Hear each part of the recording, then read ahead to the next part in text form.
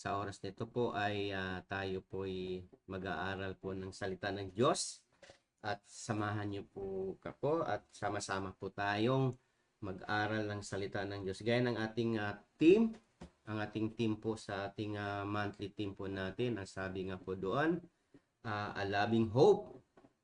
Kaya ang pag-aaralan po natin ay patungkol din po sa pag-asa. A future filled with hope. Punong-puno ng pag-asa ang ating kinabukasan. Kaya sa gabing ito, samahan niyo po ako na basahin po natin ang talata na ating pag-aralan. Alam po natin to. Jeremiah 29 verse 11. Ang sabi po doon, "For I know the plans I had for you." Plans, declares the Lord, plans to prosper you and not to harm you. Plans to give you hope and a future. Purihin po ang Panginoon. Saglit po tayong manalangin. Salamat po dakilang Diyos sa oras nito na muli kami dudulog sa inyo at sa inyo po namin, O God, patuloy pinakatiwala ang aming pag-aaral, Panginoon. Samahan niyo pa kami. Gabayan niyo kami, O God, and Lord, ikaw po ang malayang makakilos sa aming kalagitnaan. Lord Holy Spirit, be our real teacher tonight at patuloy ikaw po ang malayang makakilos sa aming mga buhay. Maging sa bawat isa na nanonood, Panginoon, sa live stream na ito, O Diyos. Maraming pong salamat. Into your hands, O God, we entrust everything, O Lord. This is our prayer in Jesus' name. Amen, amen, and amen. Purihin ang Panginoon. At kamusta na po ang bawat isa? Isang linggo na naman po na tayo po ay nung nakarang linggo at tayo naman po ay sa oras na ito, tanaman po ay dadako sa ating pag-aaral ng salita ng Diyos. Kaya po makikita po natin, ang sabi nga po doon, the world says in year 2018 is the year of the dog. Ang sabi nga doon, do not believe it. We have different perspective as to how we view the coming year. Di ba? Bawat taon, mayroong year of the dog, year of the ganito, marami po. But like during the time of Jeremiah, they are being misled by people around them, including the false prophet.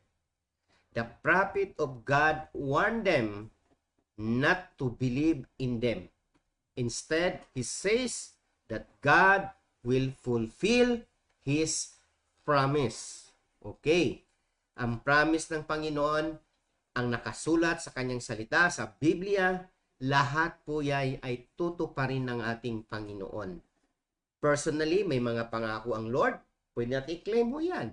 I-claim po na, panghawakan po natin ang pangako ng Diyos sa kanyang salita.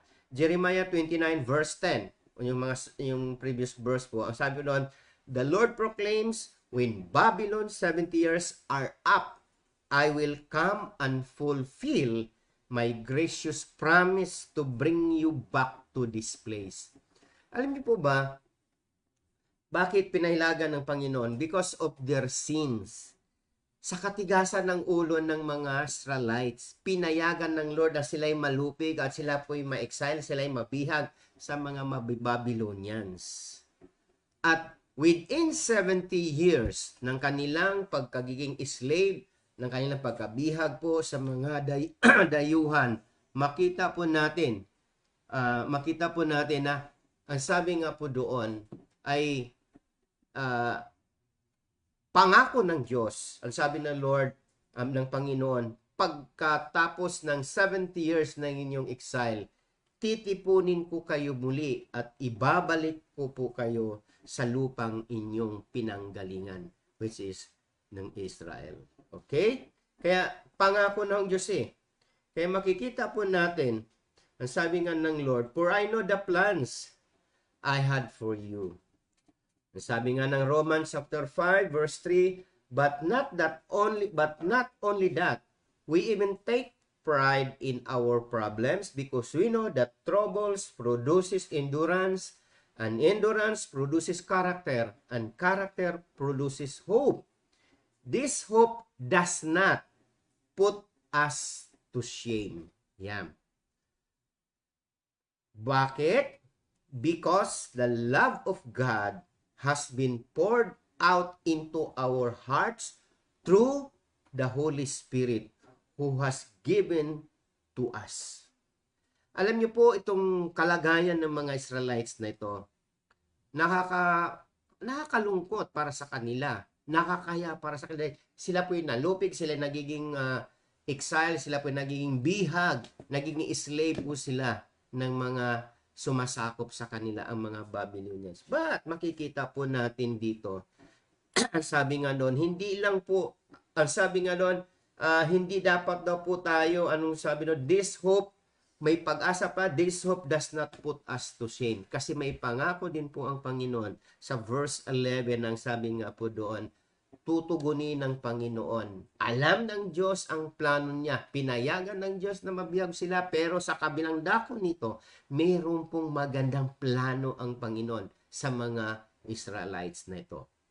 Now, madalas po natin ginagamit po ang mga talatang ito sa panahon ito. Madalas po natin kiniklaim sa buhay natin, yes, wala pong problema ho doon.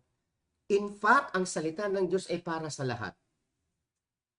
For I know the plans I had for you. Kung titingnan po natin, para lang to sa mga bihag ng mga Israelites. But, ang salita ng Diyos ay para po sa lahat. Kaya makikita natin, we have to claim, kung ito i-claim po natin, tandaan po natin, ang sabi nga doon, the love of God has been poured out in our hearts through the Holy Spirit. Kaya hindi dapat po tayo mahihiya sa ating kalagayan because of the Holy Spirit na ibinigay po sa atin. Hindi man tayo nabihag, hindi man tayo nadala or wherever tayo na exile po, but yung ating kalagayan, nung tayo pa'y binihag, sinakop ng kalaban, nagiging alipin di po tayo ni Satanas o kanang kampon. At makita po natin nung nakakilala tayo sa Panginoon, nagbago ang ating direksyon sa buhay. Okay? Kaya, ang sabi nga doon, how do we experience a future filled with hope? By the way, pinamamagatan ko nga po ito, a future filled with hope. Ang ating hinaharap, future, mga darating na pangyayari sa buhay natin. Yung ating inaasam-asam, pag-asa natin ay punong-puno po ito. Yung ating kinabukasan ay punong-puno. Ng future natin ay pag-asa. May pag-asa tayo na makamtan. Sama-sama lang po tayo. Magtiwala, manalangin sa Panginoon, at higit sa lahat, yung ating mga bagay na dapat po nating gawin habang nag-iintay tayo sa pangalawang pagbabalik ng ating Panginoon. Gawin po natin yung part po natin. How do we experience? Number 1, seek Him with all your heart. Ito po ang pinakadapat po nating gawin. Para maranasan natin yung future-filled hope.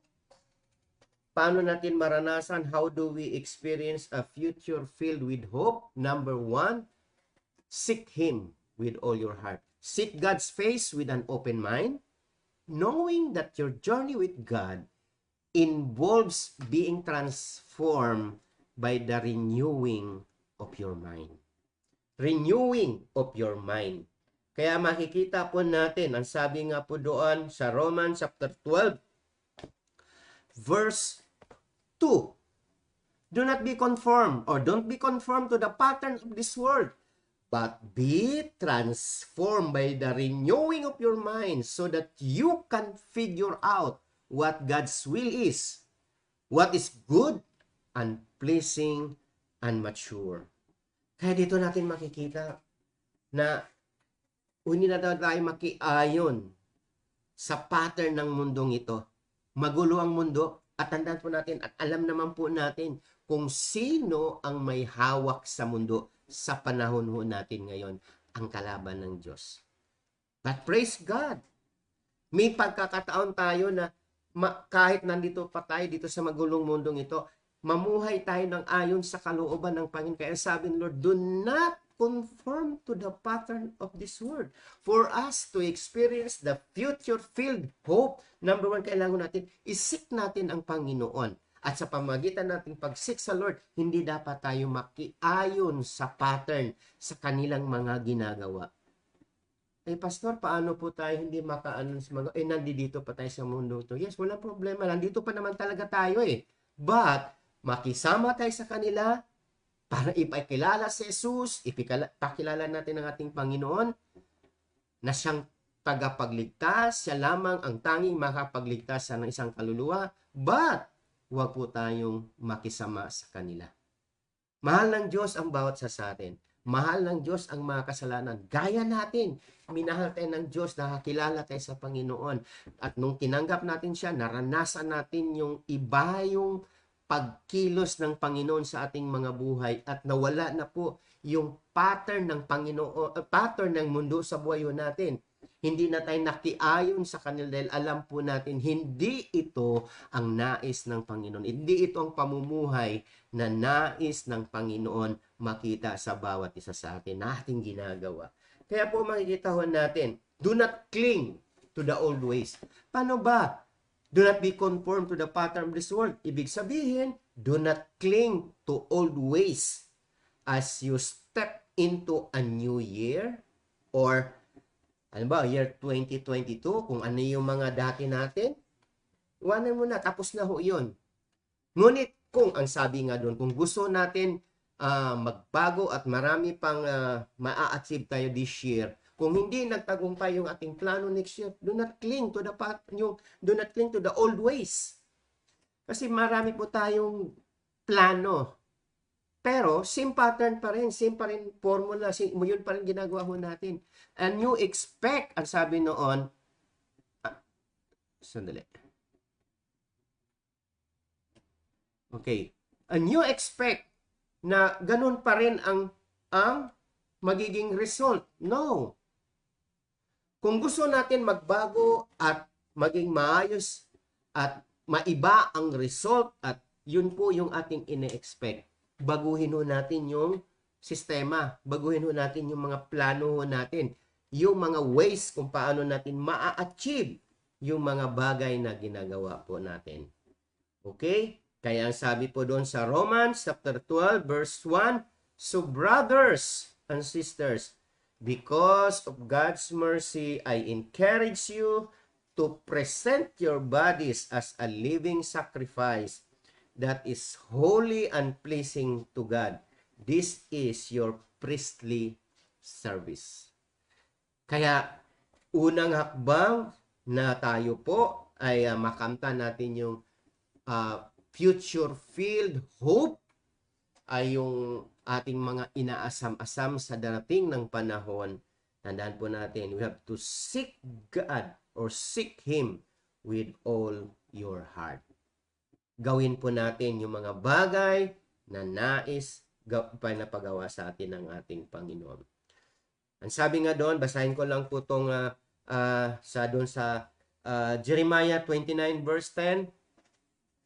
When Babylonian 70 years are over, I will show my concern for you and keep my promise to bring back home. I alone know the plans I had for you. Verse 11. Plans to bring you prosperity and not disaster. Plans to bring about the future you hope for. Then you will call to me. You will come and pray to me and I will answer you.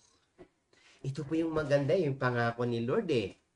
Na bagaman po sila ay pinahintulutan ng Panginoon na mabihag, magiging slave, but ang pangako ng Diyos, after 70 years, titipunin ko uli kayo. At ang sabi nga doon, and ang alam ko, ang plano ko para sa inyo. Plans to prosper you and not to harm you.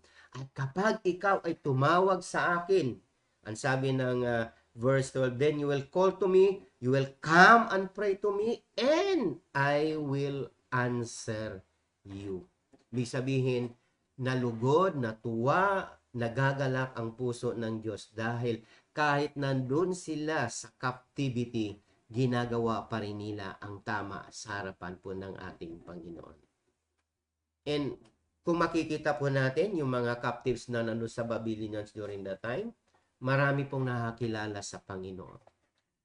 Anong nangyari nila ni Daniel, ni Shadrach, Meshach, and Abednego? Sila po ay nabihag din po doon, di ba? Pero nandun pa rin yung favor ng Diyos sa kanila. At kung ang favor ng Diyos ay nasa kanila, naranasan nila, hindi pwedeng hindi nila maranasan ang favor ng tao. Kaya during that time, marami po ang nakakilala sa Diyos na pinaglilingkuran nila ni Daniel, Meshach, Shadrach, Meshach, at Abednego. Dahil sa kanilang pagsunod sa Panginoon, maraming nakakilala sa Diyos. All these mga taong walang tunay na pagkakilala sa Panginoon. Okay? Ang sabi po doon, as you focus your thoughts on God. Sabi po doon, as you focus your thoughts on God, be aware that He is fully attentive to you. Gusto ko din itong bigyan ng pansin.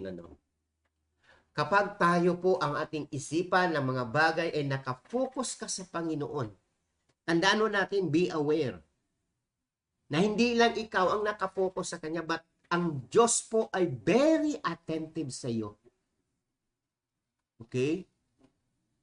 Kumbaga po, dahil sa iyong ginagawa na ikaw ay patuloy nakafocus sa Panginoon, lahat ng ginagawa mo ay nakafocus sa Panginoon. Tandaan po natin, be aware that He is also fully attentive to you. Yun po ang kagandahan po nito. Kahit sabay-sabay po ang tao sa mundo na tumatawag, lumalapit sa Diyos, but still may panahon siyang bigyan kanya ng pansin. He is fully attentive to you. Why? Kapag nakita ng Diyos na nalugod ang puso ng Panginoon, walang mabubuting bagay na ipagkait ang Diyos sa bawat isa sa atin. Be aware that He sees you with an steady eye because His attention span is infinite. Wala pong katapusan, wala pong hangganan, infinite po. Ang steady eye ng Panginoon ay nakapokus din po sa atin. As you focus your thoughts on God, He is fully attentive to you. Okay? Learn a new habit. Okay.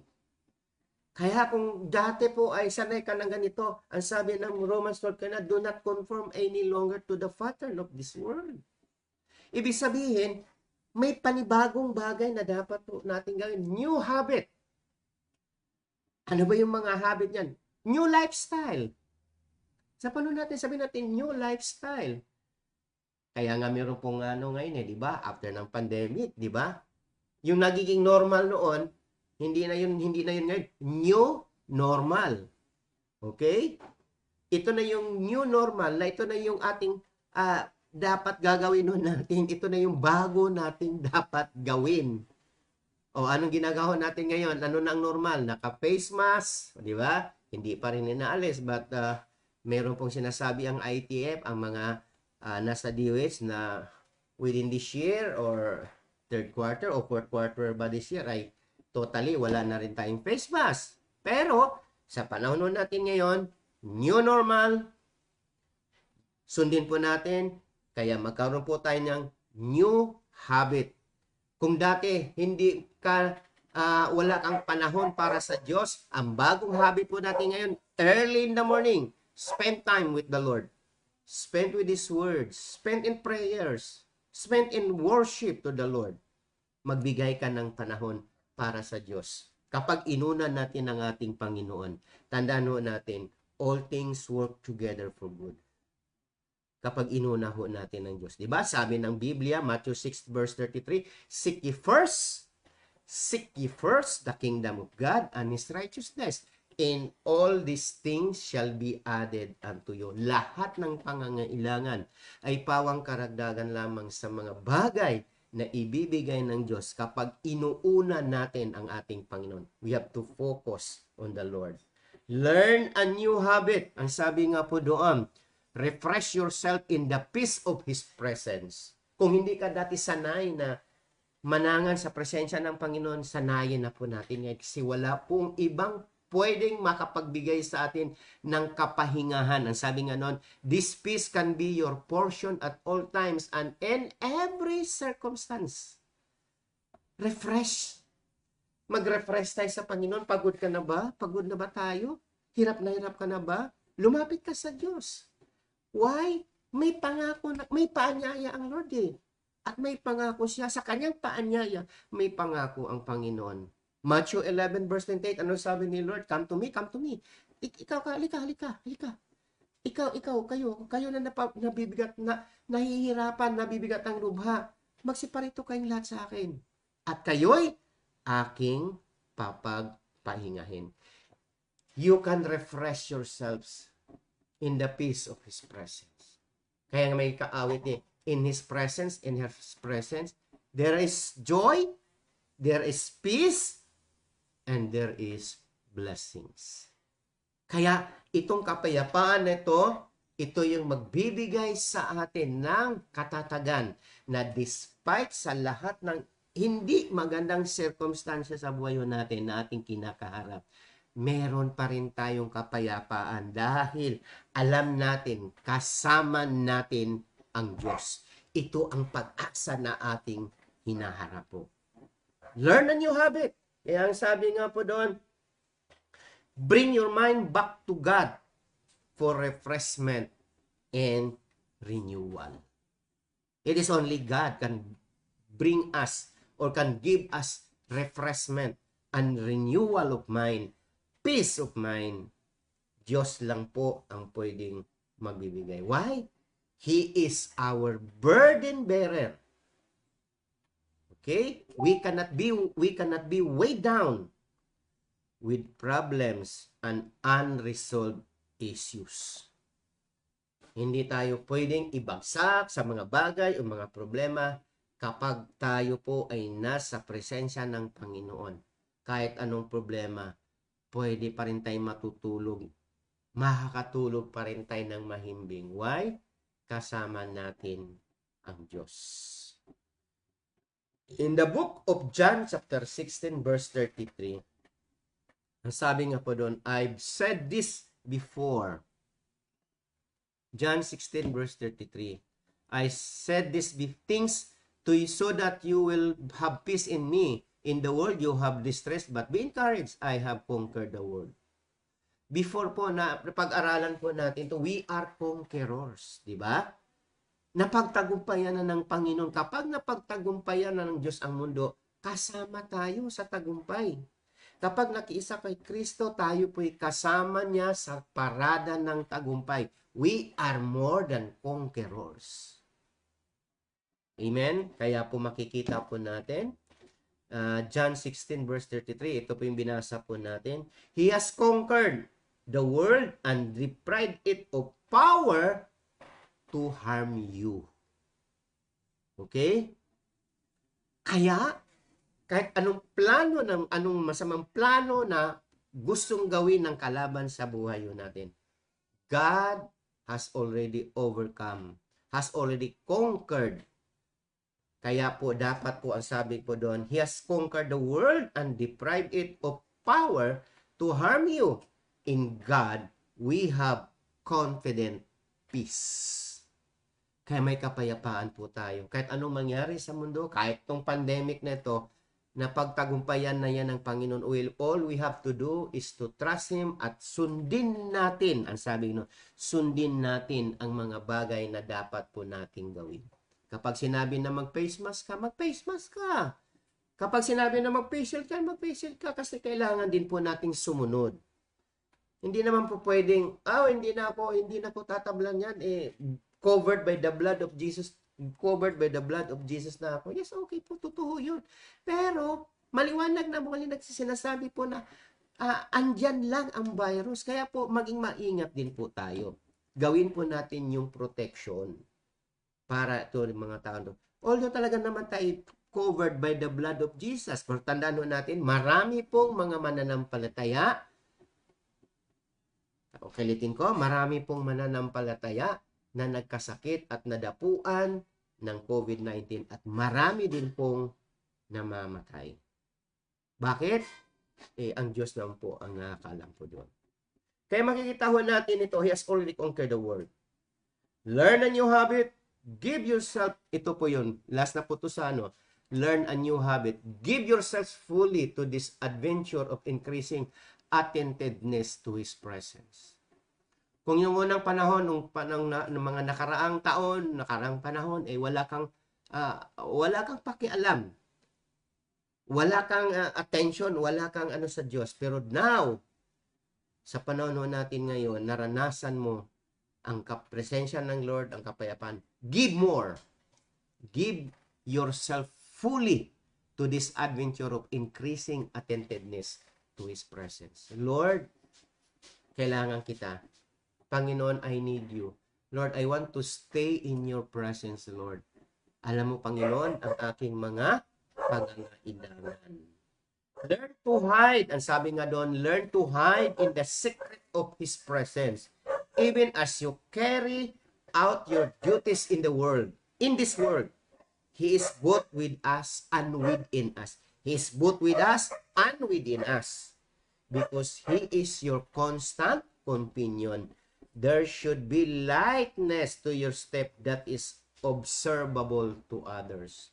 Ibig sabihin, makikita ng mundong ito yung nilalakaran mo, iba na sa kanilang mga nilalakarin because there is light in your step. Tandaan natin ang sabi ng Bible, your word is a lamp to my feet and a light to my path. Kaya kapag tayo punong-puno tayo ng salita ng Diyos, patuloy tayong hinanghawakan ng Panginoon at hindi po tayo maliligaw, hindi po tayo madadapa. Why? Kasama po natin ang Diyos. Kaya sabi nga po doon, a close walk with God is a life of continual newness. Close walk with God. Ito na yung bagong bagay. New habit po natin. New normal na ating ginagawa. Gagawin po natin sa panahong ito. A close walk with God. Tandaan natin yan mga kapatid. Close walk with God is a life of continual newness. Ito na po ang magiging new normal natin. Kung dati, ito yung buhay mo, ito yung ginagawa mo, ito yung lifestyle mo, ngayon, you have to walk with God. Close walk with God. Hindi lang tayo lumakad kasama Diyos. Hindi, close walk with God. Ibig sabihin, hindi ka maliligaw. Alam niyo ba kailangan yung close walk with God? Sa mga nakikita ho natin, example ko lang po ito, sa mga napanood ko ng mga dokumentary, sa isang grupo ng mga hayop, di ba pag close rank sila, naglalakad sila close rank, walang pwedeng gumapi, walang pwedeng kalaban ang mananalo sa kanila because marami sila, close rank po sila. Pero tandaan natin, ang sabi din po ng Bible, the devil is like a roaring lion who is looking for someone whom to devour. Kaya kung hiwalay tayo, kaya kung hindi tayo lumakad close walk with God, ang diablo din po ay unti-unti kanyang isinisiparate sa Panginoon at napapalayo ka sa presensya ng Diyos at doon kanya masisila. Ganon din ang mga hayop. Kapag ang isang, halimbawa, kahit gaano kalaki yung hayop na yan, kahit nga yung mga elepante, yung malalaki niyan, kaya silang silain ng layon. Pagtutulungan sila. Why? Nasisiparate ka na nila. Inilayo na yung isang, sabi na isang pasaway na hindi siya nagkaroon ng close rank o close walk doon po sa kanilang mga grupo. Kaya nung time nakapasok ang kalaban, ang leon doon sa rank nila, unti-unti siyang inaalis doon sa grupo na yan. At doon po siya masisila. Doon po siya malalapa ng mga kalaban. Kaya po makikita po natin, close walk with God is a life of continual newness. Walang pwedeng masamang bagay na mangyayari sa atin kapag tayo po ay patuloy at araw-araw lumalakad tayong close walk with God. Kaya po, ito na po ang ating new normal. Last, pangalawa, paano natin maranasan ang future-filled hope? Ay ang sabi po doon, believe His wonderful purpose. Ang sabi po doon, believe His wonderful purpose. You were created for a purpose. Accept this fact. We are created for a purpose. Ang purpose ng Lord ay napakaganda. Tanggapin mo yan sa buhay mo. Hindi ka talunan. Okay? Tandaan mo na hindi ka talunan. Conqueror ka. Matagumpay ka. Kaya mo paglabanan ang lahat na yan. Huwag tayong padaya sa kalaban. You are created for a purpose. At kapag alam natin ang purpose ng Lord sa buhay natin, walang puwang. Ang sabi nga doon, you need courage, faith, wisdom, knowledge, and vision to discover that purpose. Kaya po mga kapatid, kailangan po natin yan. In the book of Isaiah, tandaan po natin, 55 verse 8, ang sabi ng Panginoon, my thoughts, says the Lord, are not like yours. My ways are different from yours. Kaya kung sa tingin natin wala ka ng pag-asa, sa tingin natin ay talunan ka na, no, hindi yan ang plano ng Diyos sa iyo. At ang kaparaanan ng Panginoon ay iba sa kaparaanan ng tao. Mas mataas ang kaparaanan ng Diyos. At ang kaparaanan ng Diyos ay patuloy na maging para sa kabutihan ng bawat isa sa atin. And sabi nga po doon, God has the key to your good future. Amen? God has the key to your good future. Acknowledge His ways and you will fulfill your purpose in life triumphantly. Proverbs chapter 3 verse 5 to 7. Trust in the Lord. Sabi ng ang sabi ng Proverbs chapter 3 verse 5. Ang sabi doon, trust in the Lord with all your heart and lean not into thy own understanding. In all your ways acknowledge Him, and He will make your path straight. Do not be wise in your own eyes. Fear the Lord and shun evil. This is the way. God has the key. Ang Diyos po ang mayroong susi ng maganda po nating kinabukasan. Kailangan lang natin i-acknowledge ang Lord, ang Panginoon, sa lahat ng ating gagawin every day in our life. And we will be successful po, mga kapatid. Magkaroon po tayo ng good future. Yung future ho natin, ating future natin, may pag-asa. Punong-puno tayo ng pag-asa na alam naman po natin ito'y magtatagumpay. Magandang kinabukasan pagdating ng panahon. Let's pray. Salamat po, dakilang Diyos. Patuloy kami nagpupuri, nagpapasalamat sa iyo. Dahil patuloy, Lord, sinasamahan niyo kami. Salamat, Lord, sa iyong mga salita na nagbibigay sa amin ng lakas, Panginoon. Lord, ikaw po ang may hawak ng aming kinabukasan. Hindi namin alam, Lord, ang aming kinabukasan, but we know, Lord, ikaw ang may hawak nito, at kapag ikaw ang may hawak ng aming kinabukasan, nanampalataya po kami, Lord, na napakaganda ang aming kinabukasan, Panginoon. We have a good future, Lord, because this is your plan for us, to God, to be blessed, Panginoon.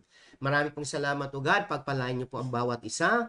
Sa lahat, Lord, na naabot ng live stream na ito, O God, i-bless mo, Lord, ang lahat ng Panginoon. Ano man pangangailangan nila, O God, katugunin mo ang lahat ng ito, Panginoon. At Lord, ikaw po ang patuloy na maitaas, may tanghal, madakila sa kanilang mga buhay.